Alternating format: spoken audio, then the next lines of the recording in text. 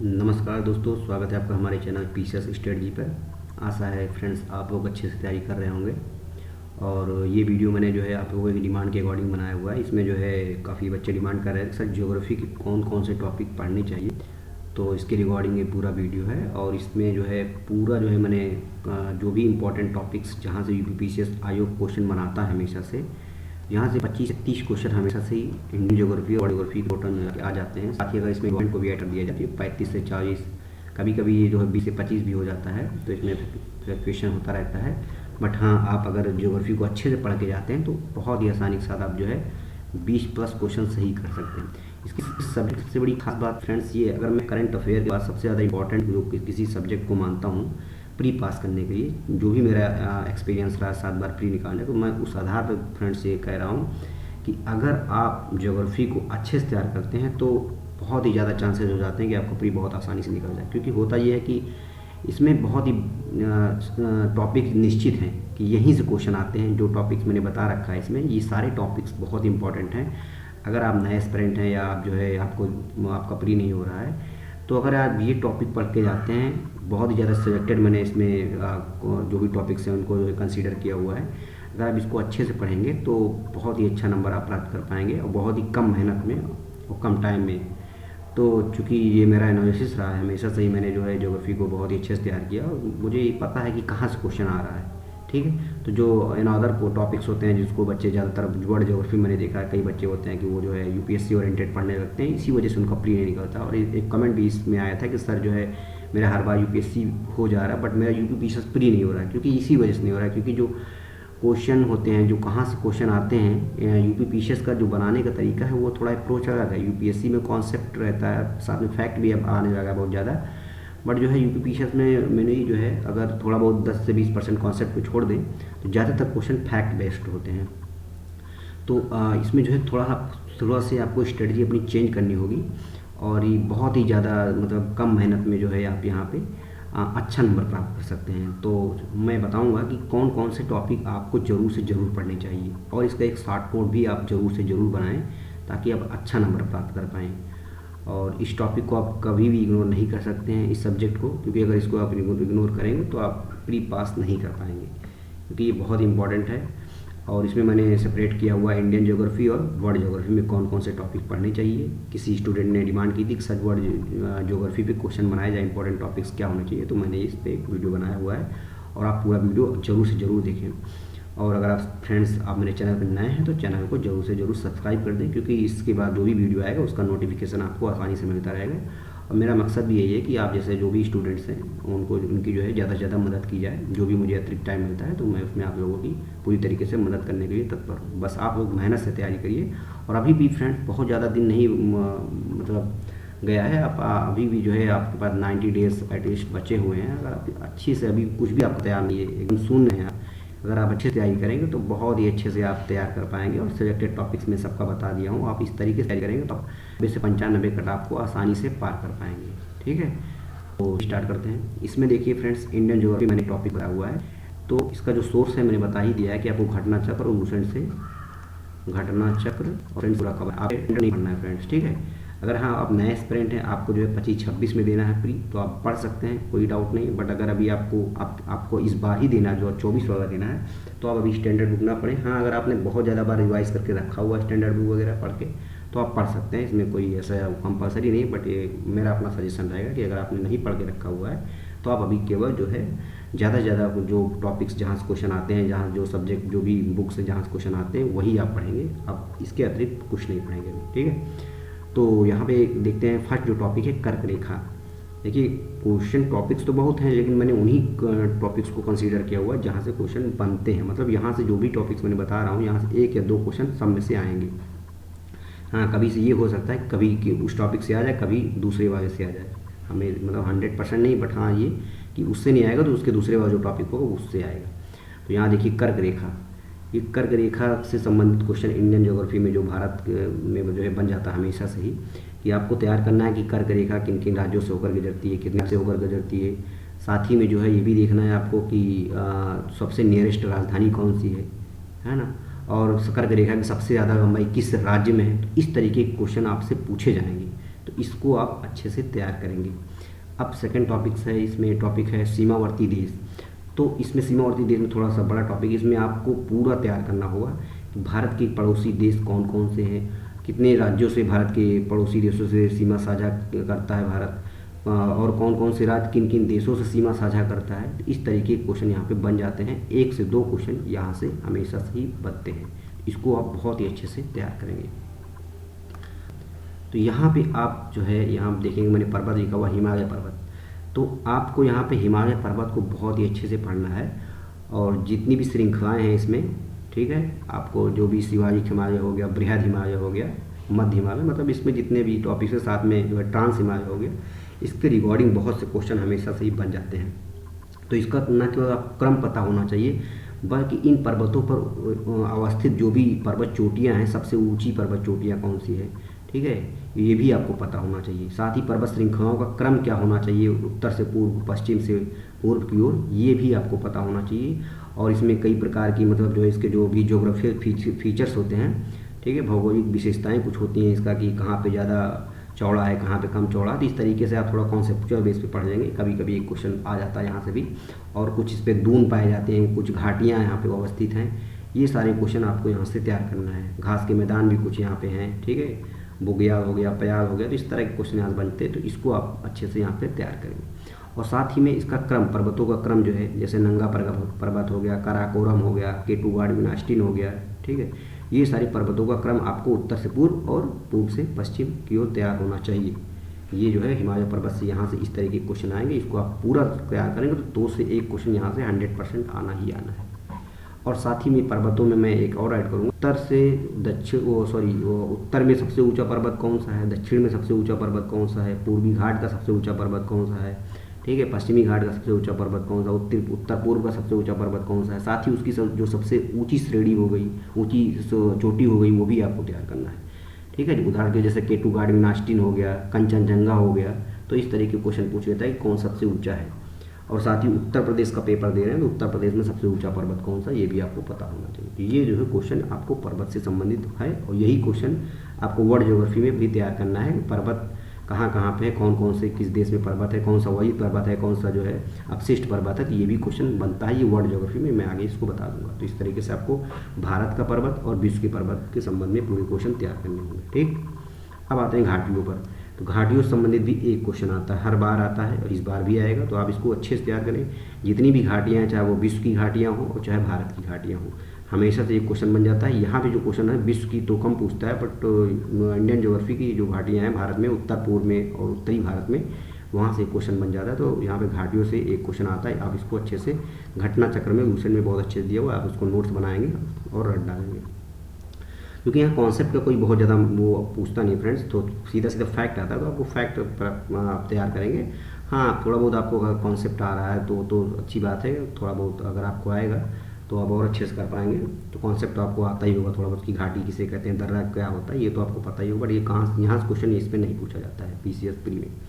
अब दर्रे से आते हैं। दर्रे से एक क्वेश्चन आपका आ गया, तो यहाँ पे दर्रे में एक क्वेश्चन आएगा। दर्रे में किस तरीके के क्वेश्चन आते हैं, जैसे कि सबसे ऊंचा दर्रा कौन सा है, सबसे छोटा दर्रा कौन सा है, ठीक है, और इसी तरह के दर्रे हैं। साथ ही में जो है, बट जो है जो सबसे ज़्यादा पसंदीदा क्वेश्चन यूपी PCS आयोग का, कुछ दर्रे दे देगा और उसके राज्य दे देंगे, उसको मैचिंग कराने के लिए आता है। सबसे पहले तो आपको ये पता होना चाहिए कि दर्रा है कहाँ पे, यही ज़्यादा क्वेश्चन पूछता है यूपी PCS आयोग। तो आप एक नोट्स में सादे पेज में A4 साइज में सारे दर्रों को आप नोटिंग करेंगे और उसका जो है तैयार करेंगे उसको। अच्छा तो ये होगा कि आप एक मैप बनाएंगे, सारे दर्रों का जो है उसमें प्रदर्शित कर देंगे आप। तो इससे ये होगा कि अगर मान लीजिए क्वेश्चन थोड़ा सा और डीप जाता है कि उत्तर से दक्षिण या पूर्व से पश्चिम, अभी बना नहीं है क्वेश्चन, बट ये संभावना है कि भविष्य में ऐसे क्वेश्चन बना सकता है। उत्तर से पूर्व, पूर्व से पश्चिम दर्रों का क्रम अगर आ गया तो आप उसको अच्छे से कर पाएंगे। हालांकि अगर आपको ये पता है कि ये दर्रा जो है इस राज्य में है, तो आप कर पाएंगे अच्छे से इस क्वेश्चन को। बट अगर उसी राज्य को 2-3 दर्रे दे देगा तब थोड़ा सा दिक्कत हो सकती है। तो आप दर्रे अच्छे से तैयार करेंगे, और ये बहुत ही अच्छे से रूसेट में दिया हुआ है, साथ ही में गणना चक्र में। और फिर उसके बाद जो है हिमनद हो गया।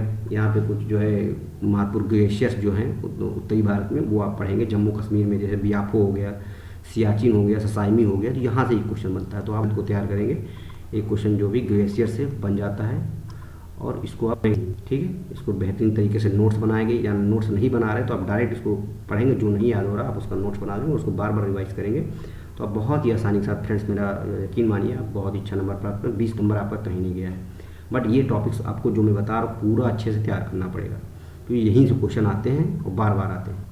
पठार हो गया, पठार से जहाँ तक इंडियन ज्योग्राफी की बात है फ्रेंड, तो यहाँ से पठार से क्वेश्चन उतना नहीं आता है, बट हाँ वर्ल्ड ज्योग्राफी में यहाँ से क्वेश्चन हमेशा पूछता है, ठीक है। तो विश्व के जितने भी पठार हैं ये आपको तैयार होना चाहिए। भारत क्वेश्चन बन जाता है कि भारत के जो तट रेखा की सीमा की लंबाई कितनी है, ठीक है, ये पूरा आपको पता होना चाहिए। जो है भारत की जो भौगोलिक अवस्थिति है उसके तट के रिकॉर्डिंग क्वेश्चन बन जाता है कि तट की लंबाई कितनी है, मुख्य भूमि की कितनी है। तो इस तरह के क्वेश्चन बन जाते हैं, फैक्ट होता है, ये फैक्ट थोड़ा सा आप रट लेंगे। और साथ ही में जो भी इसके पश्चिमी घाट, पूर्वी घाट है ना, इनके किनारे जो भी राज्य हैं, कौन कौन से राज्य तटों पर अवस्थित हैं, और कम से कम 4 राज्य जो भी जिनकी तट रेखा सबसे ज़्यादा लंबी है, उनको जो है आप असेंडिंग और डिसेंडिंग ऑर्डर में जरूर तैयार करेंगे, क्योंकि यहाँ से क्वेश्चन बन रहा है, हर बार बन रहा है, तो इसको आप तैयार करेंगे, ठीक है। और साथ ही कुछ जो है तट के उसका जो तट है उसको जो है डिवाइड करने पर, जैसे कि मालाबार तट हो गया, कोरोमंडल हो गया, है ना, कनारी तट हो गया, तो इसके रिकॉर्डिंग भी क्वेश्चन बनता है, तो आप इसको भी अच्छे से तैयार करेंगे। अब आते हैं द्वीप समूह में फ्रेंड। द्वीप समूह में भी 2 से 1 द्वीप क्वेश्चन बन जाते हैं। इसमें जो है जो भी आपका लक्षद्वीप हो गया और अंडमान निकोबार द्वीप समूह हो गया, तो यहाँ से क्वेश्चन बन जाता है। इसमें चैनल जो है 2, इसमें जैसे कि अंडमान निकोबार के द्वीप में कौन सा चैनल पाया जाता है, 8 डिग्री है कि 9 डिग्री की 10 डिग्री, इसको आप अच्छे तैयार करेंगे। साथ ही कुछ और डीप क्वेश्चन पूछे जाता है, इसके फीचर्स, किस अंडमान निकोबार द्वीप समूह का सबसे बड़ा द्वीप कौन सा है, सबसे छोटा कौन सा, इसको ऑर्डर वो पूछिएगा आपसे कि कौन सा सबसे दक्षिणी, कौन सा सबसे उत्तरी है। तो इस तरीके के क्वेश्चन थोड़ा आप अच्छे से तैयार करेंगे तो हो जाएगा। इसी तरीके से लक्षद्वीप में भी आपको एक क्वेश्चन आ जाता है, तो यहाँ से दोनों को मिला के एक क्वेश्चन आता है, तो आप इसको अच्छे से तैयार करेंगे। अब प्रजातियों में आ जाते हैं। प्रजातियाँ, विश्व की प्रजातियाँ और इंडियन भारत की प्रजातियाँ, दोनों ही बहुत ज़्यादा इंपॉर्टेंट है, इसको आप अच्छे से तैयार करेंगे। इसमें जो है 1 से 2 क्वेश्चन आ जाता है कि विश्व की कौन कौन सी प्रजातियाँ कहाँ पाई जाती हैं, ये महोरी हो गया, ठीक है, ये सब क्वेश्चन आ जाता है और हर बार यूपीएससी होता है, तो इसको आप नहीं छोड़ेंगे, ये बहुत इंपॉर्टेंट टॉपिक्स है। यहाँ से एक क्वेश्चन यहाँ से भी आपका कंफर्म है। मतलब मैं जितने भी टॉपिक बता रहा हूँ, आप इसको नोट्स अभी नहीं बनाए हैं, आपने कुछ नहीं किया है, आपने अभी भी आपके पास टाइम, आप अभी भी इसको तैयार करें तो आसानी के साथ आप जो है तैयार कर सकते हैं। 3 महीना फ्रेंड्स प्री पास करने के लिए बहुत ही पर्याप्त टाइम होता है, ये मेरा अपना मानना है। बाकी अगर आपको लगता है कि जो अभी आपकी तैयारी नहीं हुई, तो आप अभी से भी स्टार्ट करेंगे तो डेफिनेटली आप अच्छा करेंगे। और उसके बाद अपवाह तंत्र फ्रेंड्स, अपवाह तंत्र में नदी तंत्र जो भी है, इसमें जैसे गंगा हो गया, यमुना और आपका जो है ब्रह्मपुत्र हो गया और दक्षिण भारत की नदियों का जो तंत्र हो गया, इसमें क्वेश्चन बन जाता है। इसमें कई तरह के, ये बहुत इंपॉर्टेंट टॉपिक, यहाँ से 2 से 3 क्वेश्चन आता है, ठीक है। ये बहुत सबसे ज़्यादा इंपॉर्टेंट टॉपिक्स मैं इसको मानता हूँ, क्योंकि यहाँ पे जो क्वेश्चन का डायमेंशन है बहुत व्यापक होता है। इसमें कई तरह के क्वेश्चन बनाए जा सकते हैं, जैसे कि नदियों का जो क्रम पूछ लेता है कि उत्तर से दक्षिण लगाइए, या कुछ नदियाँ जो जैसे गंगा की कुछ सहायक नदियाँ जो उत्तर से आती हैं, ठीक है, कुछ दक्षिण से आती हैं, तो उनका भी क्रम पूछता है, सिंधु, बेतवा, केन, ये सब इस तरह के क्वेश्चन आया हुआ है, तो इसको आप क्रमबद्ध भी तैयार करेंगे, ठीक है। उत्तर से दक्षिण में इसका क्रम भी पता होना चाहिए, साथ ही में जो है दाएं से बाएं का क्रम भी पता होना चाहिए, साथ ही मुख्य नदियों का भी आपको क्रम पता होना चाहिए। ये दक्षिण भारत की बात कर रहा हूँ, उत्तर भारत, दोनों की मैं बात कर रहा हूँ। और साथ में इनकी ट्रिब्यूटरीज जो भी है, जो भी सहायक नदियाँ हैं, इसको भी आपको पता होना चाहिए, चाहे वो ब्रह्मपुत्र नदी का हो, चाहे वो गोदावरी का हो, ठीक है, और इसी तरीके से आप जो है कावेरी का हो, ठीक है, ये सब आपको पता होना चाहिए। और पश्चिमी घाट और उत्तरी घाट से जो भी नदियाँ उतरती हैं, कौन सी नदियाँ जो है एस्चुरी बनाती हैं, कौन सी जो है नहीं बनाती हैं, कौन सी जो है डेल्टा बनाती है, ये भी क्वेश्चन आता है। मतलब इसका उद्गम कहाँ से होता है, कहाँ पे गिरती हैं, ये विश्व के रिलेटेड और भारत में दोनों बनता है क्वेश्चन। तो ये बहुत इंपॉर्टेंट टॉपिक है, यहाँ 2 से 3 क्वेश्चन आते हैं, इसको आप अच्छे से तैयार करेंगे, थोड़ा टाइम जरूर लगेगा, बट आप इसको तैयार अच्छे से करेंगे। उसके बाद मानसून से, फिर यहाँ से जो क्वेश्चन मानसून से बनता है, यहाँ पे फ्रेंड्स जो है फैक्ट क्वेश्चन नहीं बनता है, यहाँ पे करण और कथन से क्वेश्चन बन जाता है, को थोड़ा कॉन्सेप्ट बेस होता है। जो दक्षिणी पूर्वी मानसून है और रिट्रेटिंग मानसून है, वो रखता हुआ मानसून है। हाँ, अगर इसका फैक्ट क्वेश्चन बनता है तो ये पूछता है कि ये दक्षिण पूर्वी मानसून सबसे ज़्यादा वर्षा कहाँ करता है, या खरीफ की फसल या रबी की फसल के रिगार्डिंग क्वेश्चन बनता है, तो ये थोड़ा सा फैक्ट है। बट इसमें जो भी क्वेश्चन बनता है ज़्यादातर कथन करण में कॉन्सेप्ट बेस्ड होता है, तो आप इसके कॉन्सेप्ट को जरूर जान लीजिए। जो भी भारत में मानसून प्रणाली है उसको अच्छे से पढ़ेंगे तो एक क्वेश्चन यहाँ से आ जाता है, बहुत ही आसान है। आप अब इसको आप, हमको लगता है कि आप 15 मिनट में पूरा तैयार कर लेंगे। फिर उसके बाद आते हैं मिट्टियों में फ्रेंड्स। मिट्टियों में आपको जो भी 8 प्रकार की मिट्टियाँ हैं, इसके फीचर्स पूरा अच्छे से पता होना, इसका फीचर्स पूछता है फ्रेंड्स कि रेगुर मृदा कैसे कहते हैं, किस मृदा में जो है सर्वाधिक जो है आयरन और एल्युमिनियम पाया जाता है, इस तरह के क्वेश्चन बनते हैं। तो मृदाओं का जो भी फीचर्स होता है, ठीक है, वो आप अच्छे से पढ़ेंगे कि किस में NPK का रेशियो ज़्यादा होता है, किस में नहीं पाया जाता है, किस में चूना ज़्यादा पाया जाता है, मतलब इसका फीचर्स पूछता है आपसे, ठीक है। रेड सॉइल का रेड होने का क्या रीज़न होता है, ये सब क्वेश्चन यहाँ से पढ़ेंगे आप, और घटना चक्र पढ़ेंगे तो आप देखेंगे सब यही क्वेश्चन आए हुए बहुत अच्छे से दिया हुआ है।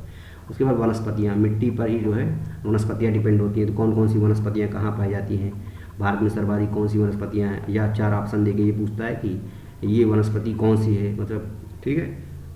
जैसे रोजवुड हो गया, पूछेगा को किस प्रकार की वनस्पति है, तो ये इस तरह के क्वेश्चन पूछे जाते हैं वनस्पतियों से। एक क्वेश्चन यहाँ से हो गया। ये सब टॉपिक्स तैयार करने में आपको बहुत ज़्यादा से ज़्यादा आधा घंटा से ज़्यादा नहीं लगना चाहिए, आधा घंटा या एक मतलब 45 मिनट, बहुत ज़्यादा नहीं। और ये सब तो बहुत छोटे छोटे टॉपिक्स हैं, आप इसको कवर करना चाहेंगे तो 8-10 दिन में आपका पूरा ये ज्योग्राफी खत्म हो जाएगा। ये फैक्ट की बात कर रहा हूँ, कॉन्सेप्ट की बात नहीं कर रहा हूँ मैं। हाँ, अगर कॉन्सेप्ट तैयार करेंगे तो आपका कम से कम 20-25 दिन लग जाएगा साथ में। हालांकि आपको इतना तो मोटा मोटा पता ही होगा कि मानसून क्या होता है या नदी तंत्र क्या है, दर्रे किसे कहते हैं, ये तो आपको पता ही होगा, तो आप अच्छे से पढ़ेंगे। नदी घाटी परियोजनाओं से एक क्वेश्चन आता है, ठीक है। जो भी भारत में नदी घाटी परियोजनाएं हैं जो 25-30, उसको आप अच्छे से तैयार करेंगे। कहाँ पे है ये बहुत ही ज़्यादा इंपॉर्टेंट है, इसको आप अच्छे से तैयार करेंगे। एक क्वेश्चन यहाँ से भी हमेशा आ जाता है। उसके बाद कृषि, ये जो है बहुत इंपॉर्टेंट टॉपिक है ज्योग्राफी में। कृषि उत्पादन जो भी लेटेस्ट जो भी आंकड़ा आया हुआ है, आप कहीं भी PDF प्राप्त करके उसका उत्पादन सबसे ज़्यादा कौन सा है, कम से कम दो तो पता ही होने चाहिए कि कौन सा राज्य सबसे ज़्यादा उत्पादन है, और 2-3 फसलों जैसे धान, गेहूँ, है ना, दलहन तिलहन, इनका पता होना चाहिए। सारी सबसे ज़्यादा खाद्यान्न उत्पादन किसका है, और उत्पादकता कहाँ पे सबसे ज़्यादा है। कभी कभी ये भी पूछ लेता है कि सबसे ज़्यादा प्रोडक्टिविटी कहाँ पे है, तो इसको अब अच्छे से तैयार करेंगे। यहाँ से एक क्वेश्चन 100% आता है, ठीक है। और साथ में खनिज संसाधन, इसका भी PDF आप जो भी होगा, नहीं होगा तो बताइएगा, मैं भेज दूंगा। यहाँ से एक हमेशा से खनिज संसाधनों से आ जाता है, राज्य में कौन कौन से खनिज संसाधन पाए जाते हैं उसका दे देगा, या कोई खान दे दिया जाएगा कि ये खान कहाँ पे पाई जाती है, इस तरीके से हो जाएगा। यूरेनियम, कोयला, इस तरीके के क्वेश्चन बन जाते हैं। तो यहाँ से भी 1 से 2 उसके खान का नाम दे देगा, या उसका ऑर्डर पूछेगा कि अभ्रक उत्पादन में 3 राज्य कौन से हैं। इसी तरह के क्वेश्चन यहाँ से बनते हैं और आप इसको अच्छे से तैयार करेंगे। अब आते हैं कि एक भारत के प्रमुख अनुसंधान केंद्र। फ्रेंड्स, ये जो भारत के प्रमुख अनुसंधान केंद्र वाला है, यहाँ से इसको मैंने स्टार लगाया हुआ है क्योंकि यहाँ से 100% क्वेश्चन आता है। मतलब इस टॉपिक को आपको छोड़ना ही नहीं है। जितने भी प्रमुख अनुसंधान केंद्र सबसे पहले जो आया हो उसको बहुत ही अच्छे से आप तैयार करेंगे, देखेंगे आप उन्हीं में से आपका आसानी से आपका हो जाएगा। यहाँ से 1 से 2 क्वेश्चन हर बार आता है, तो इसको आपको छोड़ना नहीं है। बहुत ही अच्छा टॉपिक है, बहुत ज़्यादा पसंदीदा टॉपिक है यूपी PCS आयोग का। एक क्वेश्चन यहाँ से आता है। उसके बाद अब मैं विश्व भूगोल के जो भी इंपॉर्टेंट टॉपिक्स है, ये वो इंडियन ज्योग्राफी के सारे इंपॉर्टेंट टॉपिक्स मैंने कवर कर दिया है, आपको समझ में आ गया होगा। क्या भूगोल में आप देख सकते हैं कि इसमें ग्रहों से संबंधित क्वेश्चन, ये हमेशा तो नहीं पूछता है, मतलब इसको मैंने बहुत ज़्यादा इंपॉर्टेंट नहीं है, बट हाँ कभी कभी क्या होता है कि जैसे 2021 में कोई एक क्वेश्चन आ गया, फिर से 2023 में आ गया, 22 में नहीं आया, मतलब हमेशा नहीं पूछता, बट हाँ कभी कभी रैंडमली क्वेश्चन उठा देता है। तो ग्रहों से संबंधित क्वेश्चन, जैसे किस ग्रहों का वो दूरी के क्रम में उसको ऑर्डर करना, कौन सा सबसे ठंडा है, कौन सा सबसे गर्म है, इस तरह क्वेश्चन घनत्व के आधार पे बताइए। इस तरीके के जो फीचर्स हैं जो हैं उसको आप अच्छे से पढ़ेंगे। साथ ही ग्रहों को किस ग्रह को नीला ग्रह कहा जाता है, कौन सा हरा ग्रह है, तो ये प्रॉपर्टीज़ ग्रहों की आ जाती है। तो आप इसको पढ़ेंगे, एक क्वेश्चन यहाँ से आ जाता है, ठीक है। उपसौर की घटना किसे कहते हैं, अपसौर किसे कहा जाता है, ठीक है। विषुवत रेखा से संबंधित ये सब क्वेश्चन यहाँ से पढ़ेंगे आप। फिर उसके बाद तीनों रेखाएं, जो भी कर्क हो गया, मकर हो गया, विषुवत रेखा, यहाँ से एक क्वेश्चन आता है। इसमें बस आपको करना क्या है, और एक साथ में ग्रीनविच रेखा जो है वो भी पढ़ना है, ये किन किन देशों से होकर गुजरती है, ठीक है। ये बस इसमें आपको यही पढ़ना और कुछ नहीं करना। कर्क मकर और विषुवत नोट्स बनाएंगे, कहाँ कहाँ से होकर गुजर रही है, चाहे जिस महाद्वीप से जितने भी देशों से होकर गुजरती है, वहाँ से एक क्वेश्चन आता है। ऑप्शन में इस तरह बना देता है कि कर्क रेखा निम्नलिखित में से किन देशों से होकर नहीं गुजरती है। तो आपको पता होना चाहिए कि जब आपको तीनों पता होगा तभी आप कर पाएंगे, ठीक है। इस तरह क्वेश्चन बनाया जाता है। प्रमुख ज्वालामुखी स्थल, ठीक है, कौन कौन से विश्व में ज्वालामुखी केंद्र हैं, कहाँ कहाँ पे ज्वालामुखी पाए जाते हैं, तो उसका देश और ये पूछता है इसमें। तो आप जितने भी ज्वालामुखी आपके वो हैं उसको आप अच्छे से नोट्स में बनाकर उसको अच्छे से रट लेंगे, ठीक है। इसमें कहाँ कहाँ पाए जाते हैं, ठीक है। जापान में कौन कौन सा है, जैसे फ्यूजियामा कहाँ पाया जाता है, कियायू कहाँ पाया जाता है, ठीक है। माउंट अगुंग कहाँ पाया जाता है, बैरन द्वीप, ये सब क्वेश्चन यहाँ बनते हैं। तो इसको आप अच्छे से पढ़ेंगे तो याद हो जाएगा आपको। बहुत ही आसान है फ्रेंड, बहुत कठिन नहीं है, अभी बहुत टाइम है, आप अच्छे से 3-4 बार पढ़ेंगे तो आसानी से आप याद हो जाएगा।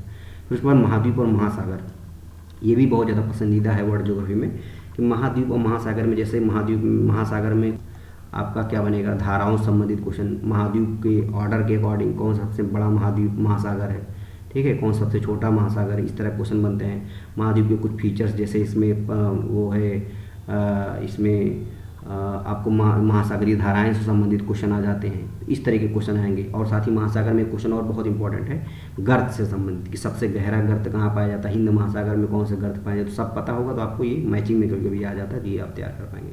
उसी तरीके से महाद्वीप भी आपको तैयार करना है कि सबसे बड़ा महाद्वीप कौन सा, छोटा कौन सा है, उसका ऑर्डर क्या होगा, ठीक है। और कुछ महाद्वीप की विशेषताएं हैं, ये रूसेंट में आप टॉपिक वहाँ से पढ़ेंगे तो आप कर लेंगे, ठीक है। अब महाद्वीप और महासागर बहुत अच्छे से रूसेंट में दिया हुआ है, साथ में घटना चक्र को भी आप पढ़ ही रहे होंगे। उसके बाद ये टॉपिक्स जो ये मैं बता रहा हूँ, इसमें से जो जैसे पर्वत, पठार, घाटी, घास, अब इसमें रैंडमली क्वेश्चन आ जाता है, कभी पर्वत से दे देगा तो पठार से नहीं देगा, घाटी से दे देगा तो घास से नहीं देगा। इस तरह से मतलब किसी न किसी से आता ही आता है एक दो क्वेश्चन। पर्वत, पठार, घाटी और घास, ये सारा बहुत अच्छे से दिया हुआ है घटना चक्र में। इसको पढ़ेंगे, नोट्स बना देंगे, यहाँ से एक दो क्वेश्चन 100% आना है फ्रेंड। मतलब इसको, इस टॉपिक को आप छोड़ेंगे नहीं। अगर आप छोड़ते हैं तो आप निश्चित मान लीजिए कि आप अपना क्वेश्चन आप जो है रॉन्ग करेंगे। फिर उसके बाद राजधानी आप उठा के देख लीजिए पेपर फ्रेंड्स, चाहे भी मध्य एशिया की राजधानी हो, यूरोप की, ज़्यादातर जो मैं बता रहा हूँ कि क्वेश्चन राजधानी से क्वेश्चन आता कहाँ से, ये ज़्यादातर राजधानी या तो मध्य एशिया से पूछता है, जैसे तुर्कमेनिस्तान और कजाकिस्तान, यहाँ से एक क्वेश्चन बन जाता है। और या तो जो है ये जो है अमेरिका के महाद्वीप से पूछता है, उत्तरी अमेरिका के जो छोटे छोटे देश है वहाँ से एक राजधानी का क्वेश्चन बन जाता है, ठीक है। तो उसको आप अच्छे से तैयार करेंगे। थोड़ा सा टफ है ये, अगर आपको पास करना है तो फ्रेंड्स इसको पढ़ना ही पड़ेगा आपको। और फिर उसके बाद उसके जो प्रमुख बांध, जैसे उपू बांध हो गया, पराना बांध हो गया, ये सब जो है बांध आपको आपके पेपर में पूछे भी क्वेश्चन रैंडमली आ जाता है। हमेशा नहीं आता, बट हाँ कभी कभी एक एक क्वेश्चन जैसे पूछ लेता है इसमें। तो महासागरीय धारा ये बहुत इंपॉर्टेंट है, इसमें हर बार ये क्वेश्चन आता है कि महासागरीय धाराएं दे देगा और उसका मैचिंग किस जो है महासागर की ये धारा है, गर्म है कि ठंडी है। तो महासागरीय धाराओं से संबंधित एक क्वेश्चन आता ही आता, हर बार आता है। और साथ में हवा है, ठंडी है, हवा है, गर्म हवा कहाँ से उठती है हवा,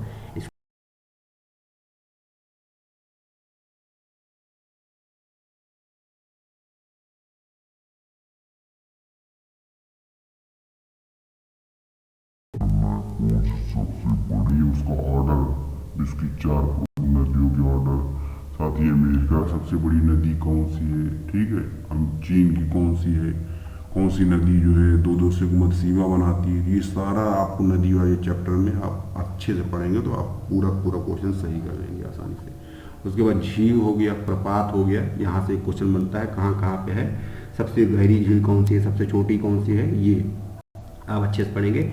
और उसके बाद जल संधियाँ की, दो देशों के मध्य जो भी जल संधियाँ होती हैं, महासागर जो नैरो बैंड होता है, वो उसके रिगार्डिंग क्वेश्चन बनता है कि इनको कौन सी जल संधि दो देशों को जोड़ती है।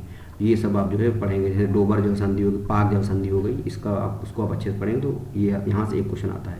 उसके बाद मरुस्थल हो गया, ठीक है, विश्व के जो महत्वपूर्ण मरुस्थल हैं वो आप तैयार करेंगे, यहाँ से भी ये क्वेश्चन आता है। तो ये वर्ल्ड ज्योग्राफिक मोड ओवरऑल में अगर आप इतना टॉपिक्स अच्छे से कर लेते हैं तो मुझे पूरी उम्मीद है कि आप मतलब अगर 25 क्वेश्चन आ रहा है फ्रेंड्स तो आपका 20 क्वेश्चन 20 क्वेश्चन तो कहीं नहीं गए आपके, क्योंकि ये सारे इंपॉर्टेंट टॉपिक्स मैंने बता दिया। आप जो फर्जी के टॉपिक्स है वो मैंने नहीं बताया है, क्योंकि आप वहाँ से पढ़ेंगे एक दो को, हाँ ये गारंटी है 10% क्वेश्चन तो आ रहा है ना, तो आप 90% क्वेश्चन इन टॉपिक्स को पढ़ के बहुत ही आसानी से तैयार कर सकते हैं। बहुत ही ज़्यादा नहीं है, इसको अच्छे से आप पढ़ेंगे तो बहुत ही आसानी से साथ आप पूरा सही कर लेंगे इसमें। और इसके अतिरिक्त जो है एक क्वेश्चन जो है फ्रेंड्स जो है आप जो है IR से कुछ क्वेश्चन आ जाते हैं। जैसे कुछ देश अगर न्यूज़ में होता है तो उसका सीमा पूछता है, ठीक है, IR की कोई जैसे यूक्रेन न्यूज़ में है तो यूक्रेन का पूछ लेगा, या इजराइल का सीमा रेखा कितने, अभी आया भी था आर में कि किन किन देशों से साझा करता है, इस तरीके के क्वेश्चन पूछते हैं। ये मैंने नहीं ऐड किया हुआ था, लेकिन आप इसको वर्ड ज्योग्राफी में तैयार करेंगे। कोई देश जो न्यूज़ में होता है जैसे ईरान ईरान हो गया, वहाँ से क्वेश्चन बन जाएगा किसके साथ सीमा साझा करता है, इस तरह के क्वेश्चन आ जाते हैं। और मुझे लगता है कि सारे टॉपिक्स मैंने कवर कर दिए हैं। और अगर आप फ्रेंड्स जो है आपको वीडियो अच्छा लगा हो तो चैनल को जो है ज़्यादा से ज़्यादा शेयर करिए। और इसके बाद भी जो भी आपकी क्वेरी हो आप जो है इसको कमेंट बॉक्स में क्वेरी करिएगा। जो भी आपको क्वेश्चन पूछना, कुछ ना समझ में आया हो या कुछ कैसे पढ़ना है या किसी वीडियो में आपको टॉपिक चाहिए, तो जो भी मुझे अतिरिक्त टाइम मिलता है, मेरा मकसद है कि आप ज़्यादा से ज़्यादा उसका बेनिफिट उठाएँ, जो भी नए बच्चे हैं, ठीक है। मेरा अंतिम मोटिव यही है कि ज़्यादा से ज़्यादा बच्चे इस वीडियो को देखें और इसका बेनिफिट उठाएँ और अच्छे से प्री को पास करें। Okay friends, thank you.